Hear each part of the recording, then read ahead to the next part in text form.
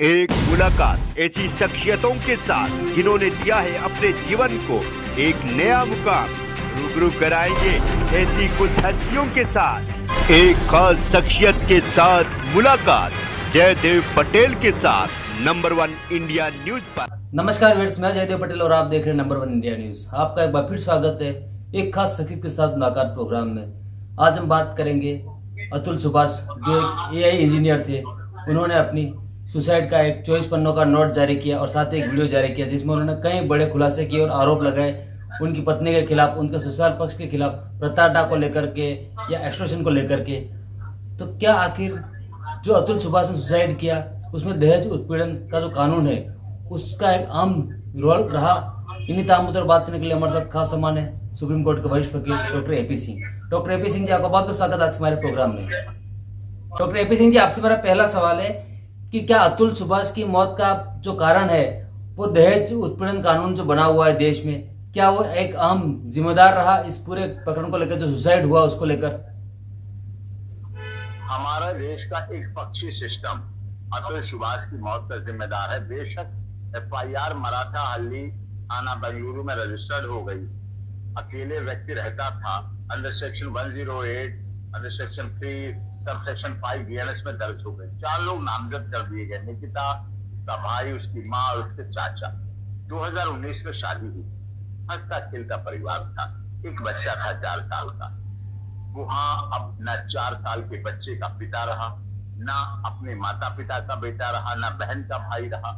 और ये इतनी दुर्भाग्यपूर्ण घटना हुई जिसमें आरोपी है उत्पीड़न, अवैध पैसा वसूली, भ्रष्टाचार, इस तरह से। और सच्चाई कब सामने आई जब 24 पेज का आत्महत्या नोट, सुसाइड नोट, जो डाइंग डिक्लेरेशन के रूप में पढ़ा जाएगा, 1.5 घंटे की लाइव रिकॉर्डिंग वो डाइंग डिक्लेरेशन के रूप में पढ़ी जाएगी।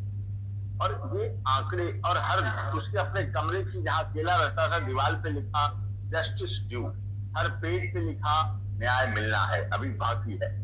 और यही कारण है कि इस देश में 150 से 200 पुरुष प्रतिदिन, यानी कि 1.25 लाख पुरुष प्रति वर्ष आत्महत्या करते हैं। और ये सबको पता है क्यों? क्योंकि हमारे डॉक्टर भीमराव अम्बेडकर बाबा साहब जिस संविधान निर्मात्री सभा के अध्यक्ष थे, जो संविधान बना वो समानता के लिए बना, एकरूपता के लिए बना, समता के लिए बना। कहा जाता है यहाँ आदमी पुरुष कंधे से कंधा मिला के काम करते हैं, सब कुछ ठीक है, लेकिन क्या भेदभाव नहीं हो रहा है?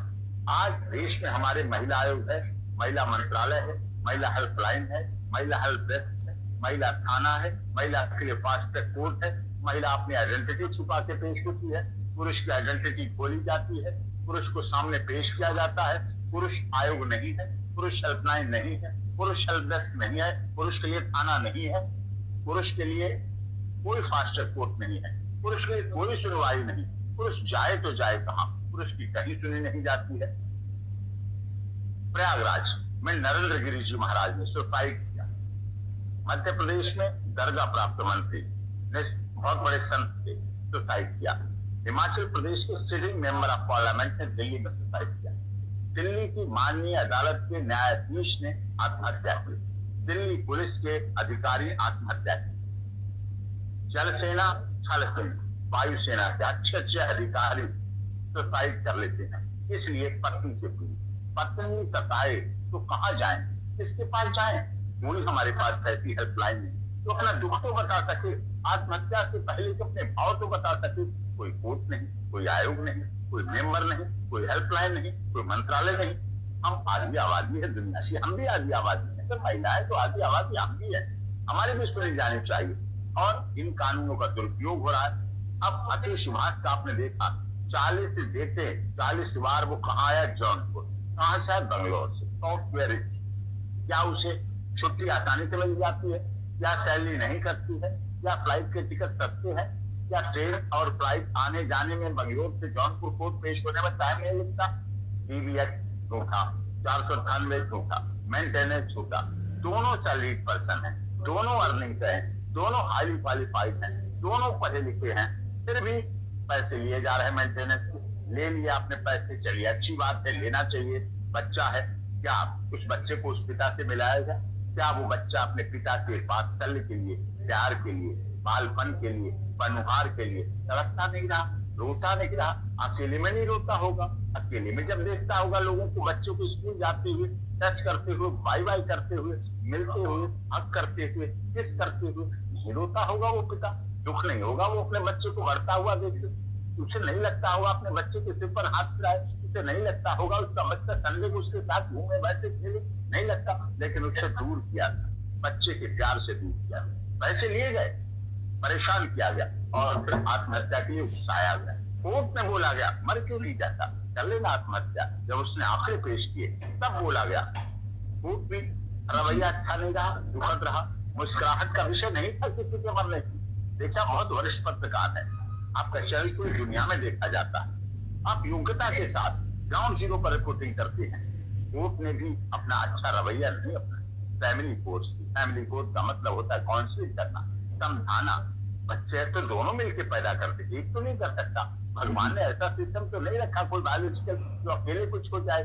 दोनों मिलेंगे, प्यार के क्षण होंगे, तभी बच्चे का जन्म होता है। इसका मतलब दोनों का अधिकार है, लेकिन वो अधिकार माँ पे दे दिया जाता। और ये केस केवल अतुल सुभाष के लिए नहीं होता, ये मामला केवल अतुल सुभाष करते हैं। ऐसे कितने इस देश में मामले हैं जहाँ उत्पीड़न हुआ है, हरेसमेंट हुआ है, परेशानी हुई है, और इसके लिए कौन काम करेगा? हमारी न्याय व्यवस्था करना चाहिए। एसएसटी जस्टिस फॉर ऑल, न्याय सबको मिलना चाहिए, मिलते हुए दिखना चाहिए, होना चाहिए। आज कानून की देवी की आंखों से पट्टी हटा दी गई, दंड व्यवस्था हटा दी गई, संविधान दे दिया गया, लेकिन क्या वो दंड व्यवस्था आज भी नहीं लेती? क्या उसकी मृत्यु होना, क्योंकि जब किसी की मौत होती है तो एक व्यक्ति की मौत नहीं होती है, तो कितने रिश्तों की मौत होती है, उस मौत के साथ कितने रिश्ते मर जाते हैं। किसी बहन ने भाई खोया है, किसी चाचा ने अपने भतीजे को खोया है, किसी भाभी ने अपने देवर को खोया है, किसी पिता ने अपने पुत्र को खोया है, किसी माँ ने अपने 9 महीने तक पेट में रखने वाले पुत्र को खोया। तड़प रही है, देख रहे हैं आप, तड़प रही है, बेहोश हो रही, जिंदा लाश बन गई है। जब एक अच्छा व्यक्ति पढ़ाया गया, लिखाया गया, बड़ा किया गया, इंजीनियर बनाया गया, नौकरी दी गई, आर्टिफिशियल इंटेलिजेंस या दुनिया की सबसे बड़ी टेक्नोलॉजी ने ऐसे सॉफ्टवेयर किसने किया, ऐसा काम किया।